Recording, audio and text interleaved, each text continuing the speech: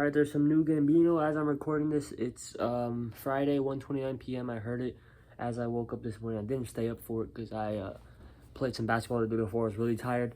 But this is my first review reaction. I've listened to the album all the way through once and came back to a majority of the songs a few times, but I haven't done front to back second listen. So this is pretty much like a first listen reaction. Maybe I'll do like an actual review a week from now when I can really digest the entire album. But for now, this is it.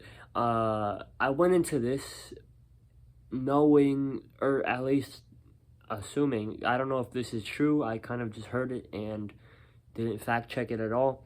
But apparently there's a movie, and I know this is true, that there is a movie that Gambino's making called Bando in the New World. And this is the soundtrack to that movie, apparently. But the album itself is from the perspective of the character in the movie.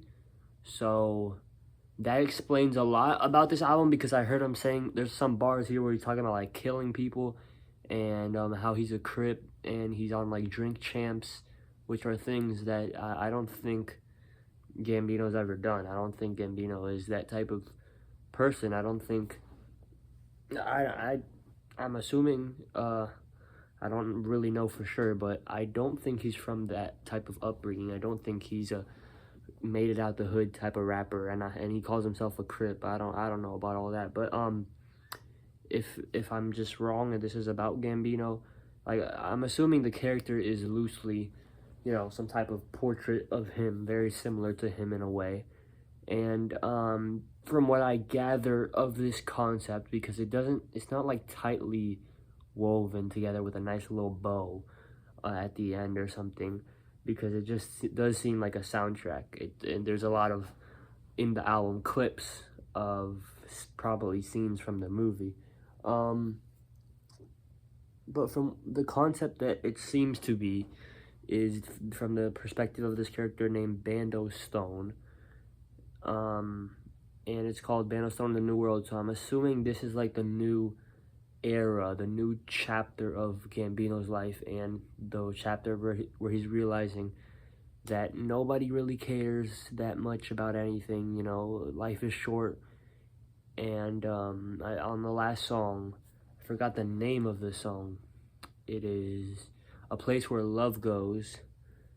I feel like that's him, like accepting it's him, his family, and that's all he should care about. He shouldn't care about anything else, because nobody cares about him. Like, nothing really matters.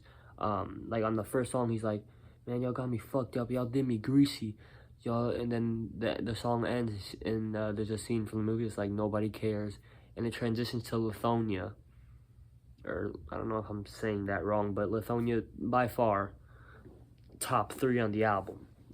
That single is incredible. It had me so hyped for this album. And the way I look at Gambino is very similar to a Kanye and Kendrick.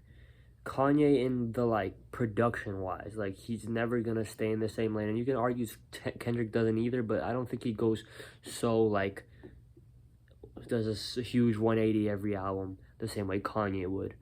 And conceptually, I don't really associate concepts, like genius concepts, as much with Kanye as I do with Kendrick.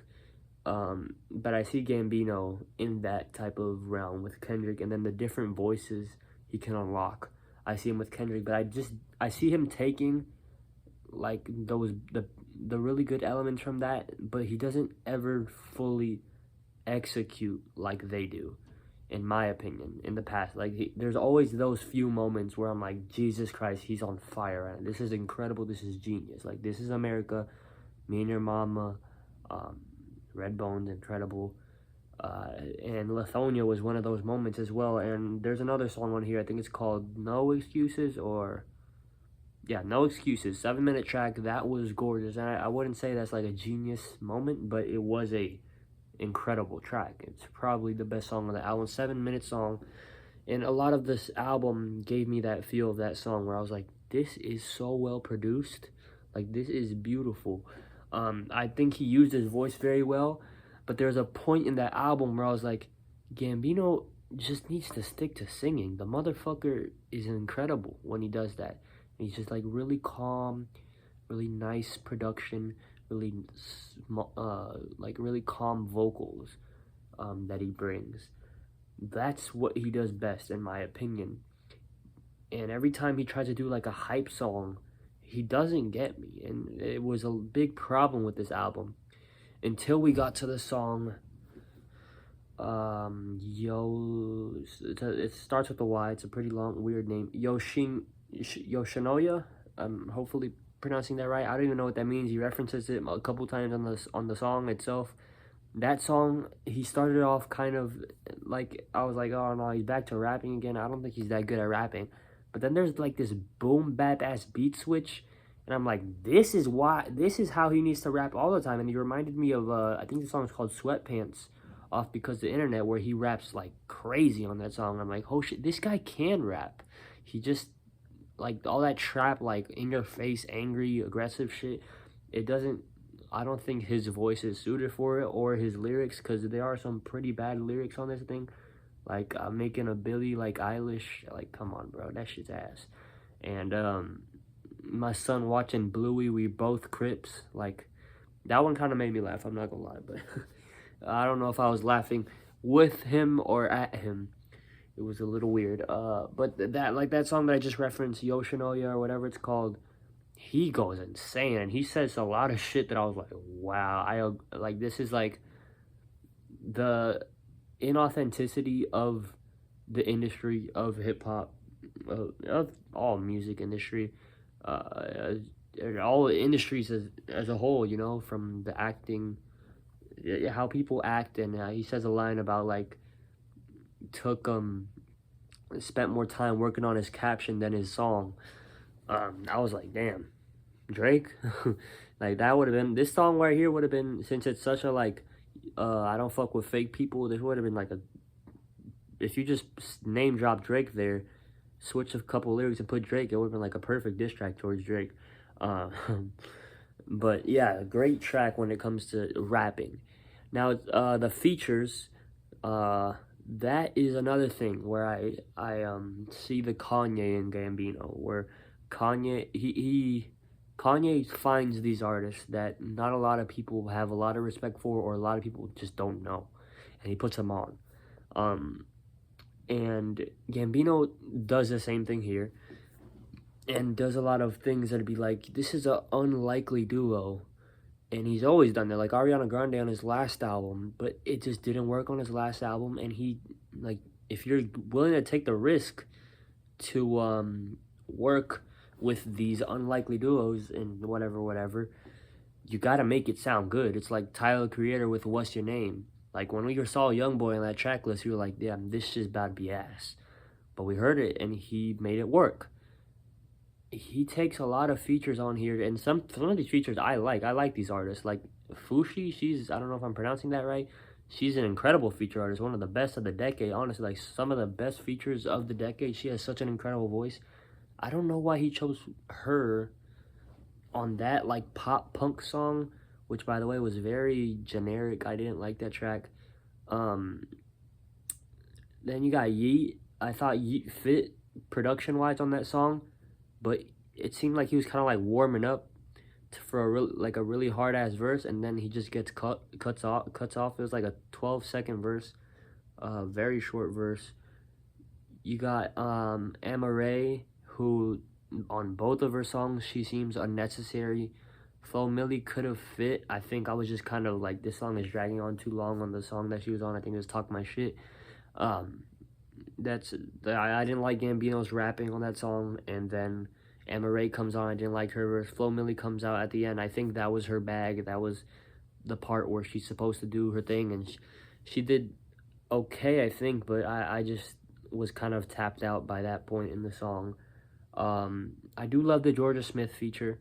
I do love the feature with her son, where he's like, they're singing over the ABCs. That was awesome, because clearly the song is Gambino teaching him things. And yeah, ABC, that's things we teach you, the alphabet. There was the feature on that one song that was like pretty much all instrumental, Happy Survival. Yep, that one. I love that feature, even though it was pretty short. but yeah, I just don't see. And Chloe, I don't even remember Chloe. I love that song, Survival, I think it's called. Yeah. Um, that song with Chloe on it. I don't even know who Chloe is. But nice feature. But it doesn't feel like um he does a great job of picking out his features, or at least making them feel like they're adding to the album. You know, it feels very minimal and like borderline background vocals, but they actually have they just have a 10-second verse a lot of the time, and when they don't, they just I think Gambino has to be able to be like, yo, that shit was whack. I can't put you on my album. And maybe he actually likes it, but I think a lot of these features were whack. Um, yeah, I think I covered most of it. Now let's just cover what songs I liked and what songs I didn't. Overall, this is, as much as I'm kind of mixed bag, sounds like I'm not loving 100% of this album. I did love most of it. Like the intro song, that is the rap bag. It's either that where he's like using a different voice, like literally like a pitched up voice with an experimental ass beat, like some Yeezus type shit, or Yoshonya when he's like on some boom bap, like hardcore hip hop type stuff. I think that's his bag where he needs to stay. But either way, in both of those, I don't really think he's a great lyricist enough to really fucking like get me hype, you know. But Yoshonya is the closest. Yoshinoya, whatever, is the closest to that. I think he started the album off 4 for 4. Talk My Shit is a skip for me. Got to Be, don't even remember that. Real Love, I think that was really pretty. In the Night was awesome. One of the better tracks on the album. Yoshinoya, the one that I've been spinning the most is Yoshinoya, despite it not being one of my favorites, just because the intro is a little weird for me. But Can You Feel Me? Amazing. Can You Feel Me to Cruisin', you know, I kind of did, Yoshinoya to No Excuses. That 3-track run, incredible. And In the Nights, you could argue in there too. Yeah, Real Love all the way to No Excuses, best 5-track run on the album. One of the best 5-track runs of the year. That shit's awesome. The only little diss I have on it is the Amber Ray feature in that 5-track run, and the short little intro on Yoshinoya. But No Excuses is an awesome track, maybe one of the best Gambino songs ever. Cruisin' featuring Yeet, take the Yeet feature off, and it's an amazing song, honestly. Not because Yeet did bad, he just didn't have a lot of time. We Are God is a skip for me. Running Around, worst song on the album, maybe. Dadvocate, I don't even remember that one. Happy Survival was really nice and chill. I'll go back to that whenever I want to just relax. And A Place Where Love Goes, I think, ended the album off really nicely.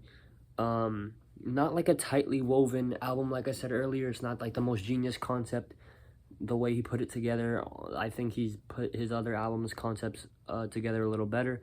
But at the same time, I don't think he's trying to. I think he was just like, all right, this is the soundtrack to my movie. I'm going to put this together in the most cohesive order as opposed to conceptual, because Lithonia seems like the one that, like, this, he's finally figured it out. Like, no one gives a fuck. That'd be like the, what's it called, the conclusion, you know. But I think he wanted to make this album as cohesive as he could. So yeah, thanks for watching. I'd probably give this a 7 out of 10, close to an 8 out of 10. One of the better albums of the year, in my opinion. Has some of the best songs of the year with Lithonia and No Excuses. Really pretty production. Gambino stick to singing, in my opinion, or that whatever the fuck type stuff. That type of rapping, stick to that shit, in my opinion. This has been a really non-structured review. I just kind of turned the camera on and just expressed myself. Thanks for watching. Peace out.